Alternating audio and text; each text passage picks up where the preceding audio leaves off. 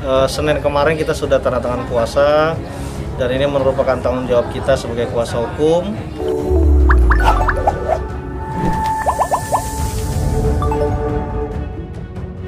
Jika ada sesuatu yang janggal benar-benar kita temukan, maka kita juga akan menyampaikan ke kepolisian.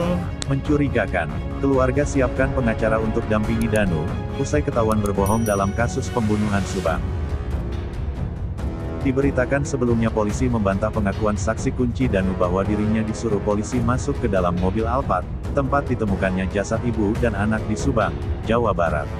Polisi masih terus melakukan penyelidikan untuk mengungkap misteri pembunuhan ibu dan anak di Subang, Jawa Barat. Sejumlah saksi masih terus menjalani pemeriksaan secara intensif, termasuk Yosef dan Mimin. Yosef dan Mimin selalu tampak didampingi kuasa hukum dalam setiap menghadiri pemeriksaan.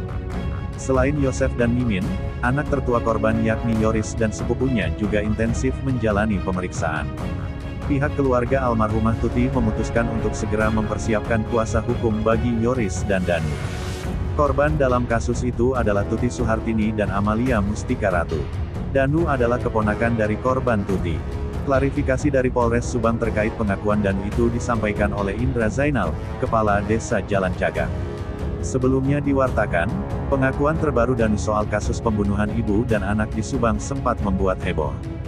Pasalnya, Danu secara belak-belakan bercerita soal dirinya yang disuruh polisi untuk masuk ke TKP pembunuhan Tuti dan Amalia Mustika Ratu, 23. Pernyataan itu diungkap Danu lantaran ia sempat dicurigai terlibat dalam kasus pembunuhan Uwak dan sepupunya. Sebab, sidik jari Danu nyatanya ditemukan di beberapa tempat di TKP pembunuhan.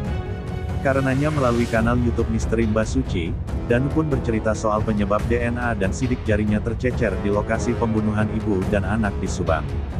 Hal ini diungkapkan oleh paman dari Yoris dan Danu, Indra Zainal Alim, yang menyebut dalam waktu dekat keduanya akan didampingi kuasa hukum. Namun Indra tak menerangkan secara detail alasan perlunya pendampingan kuasa hukum untuk Yoris dan Danu. Indra hanya mengatakan, hal itu dilakukan untuk membantu kepolisian agar lebih cepat bisa mengungkap siapa pelaku pembunuhan dari Tuti dan Amalia. Hingga hari ke-61 pasca peristiwa pembunuhan ibu dan anak, pihak kepolisian masih terus berupaya mengungkap kasus tersebut.